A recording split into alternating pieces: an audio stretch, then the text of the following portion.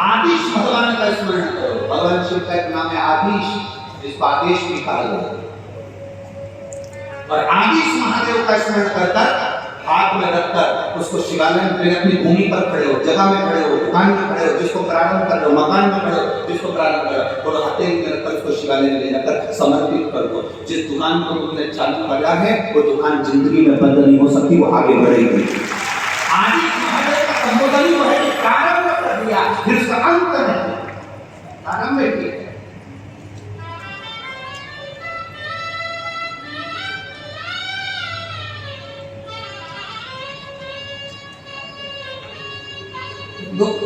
उसको अभी एक कथा रेवाड़ी में है, हरियाणा में, 19 तारीख से चालू,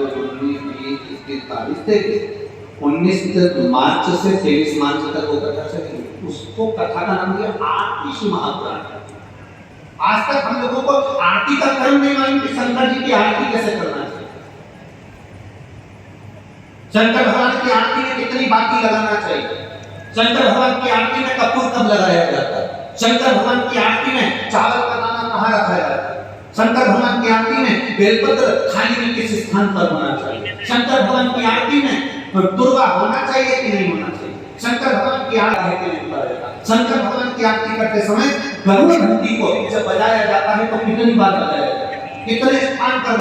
केवल इतना भी समझ गए तो तुम्हें बहुत आडंबर करने की जरूरत नहीं, थोड़ी सी आरती करने से तुम्हें फल की प्राप्ति होगी। तो उसका कैसे आरती करना चाहिए, सोमवार के दिन कैसे आरती करना चाहिए, सोमवार के अष्टमी पड़े तो कैसे आरती करना चाहिए, 6 बंदे 6 दो क्रम हमें मालूम होना चाहिए। आप व्रत करना है, आरती कैसे करना चाहिए, उसका भी नियम आपको अभ्यास करना। 5 दिए थाली में जला लिए, मालूम पड़े हुए दिए से आरती कर दी ना, अगर वो दिए से आरती उतर गई है तो तुम्हारे वो व्रत तुम्हारा उस दिन अमान्य है, व्रत मान्य नहीं हो सकता। उस आरती को हमें समझना है, इसलिए उसका नाम ही 5 दिन की कथा को जो 19 मार्च से 23 मार्च तक चलेगी, उसको रेवाड़ी में जो कथा है हरियाणा में, उसका नाम ही हमने आरती कितनी बजे कथा है, 1 बजे से 4 बजे तक की कराई आसपास में रेवाड़ी हरियाणा, तो उसका नाम ही हमने आरती सूत्र समझे। हम समझ ही नहीं पाते कि उसका नियम क्या है, उसकी आराधना क्या है।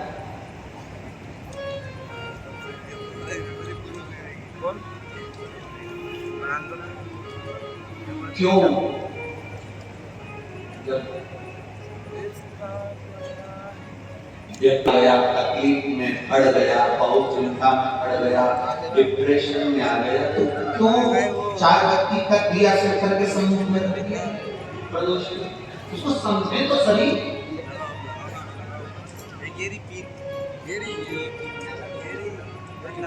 उसको जाने तो सही,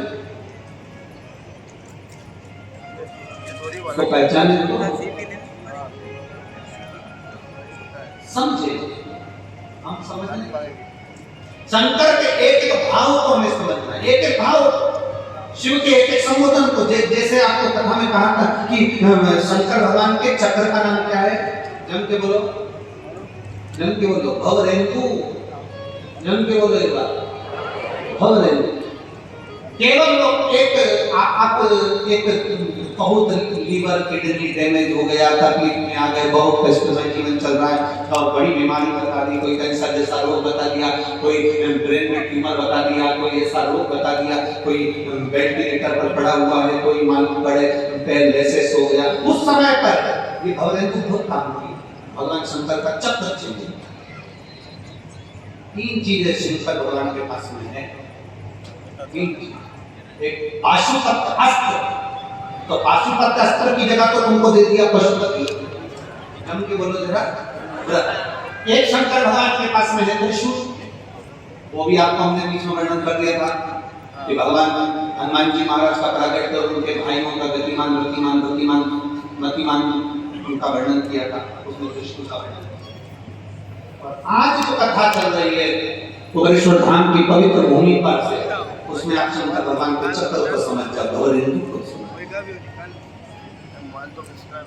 वो भवरेंदु चक्र, उसका स्मरण आपको लग रहा है, डॉक्टर कह रहा है किडनी बेकार हो गई, लीवर बेकार हो गया, इसको ये परेशानी, इसका डायलिसिस चल रहा है, हफ्ते में 2 बार हो रहा है, आप भवरेंदु चक्र का स्मरण करिए, 1 लोटा जल लीजिए और उस रोगी व्यक्ति का स्पर्श कराइए और भवरेंदु चक्र का स्मरण कर भगवान शंकर के शिवालय पर चक्र की माफी समझ लीजिए। ये शिवलिंग है, ये जलाधारी है। यहाँ से भगवान के आप गणेश जी और कार्तिक और अशोक सुंदरी से जल को चढ़ाना प्रारंभ करें तो उस चक्र के अनुसार उस जल को समर्पित करना प्रारंभ करेंगे और नाम लेंगे भवरेंदु चक्र का, शंकर के उस चक्र का जिस चक्र ने प्रथम निर्माण किया। भगवान शंकर ने सबसे पहला निर्माण उस चक्र का करा जो जनता, जो जनमानस के, जो जीवों के कल्याण के लिए आज तक कार्य किया। उसका स्मरण करके जल को चढ़ाते आखिरी का जल भगवान शंकर के ऊपर समर्पित हो जाए, उसी जल को झेल कर बीमार व्यक्ति को 2 आचमन, 2 चम्मच, आधी चम्मच, 1 चम्मच, 2 बूंद भी अगर पिला रहे हो तो 5 दिन या 7 दिन में अंतर नजर आएगा, ये पक्का।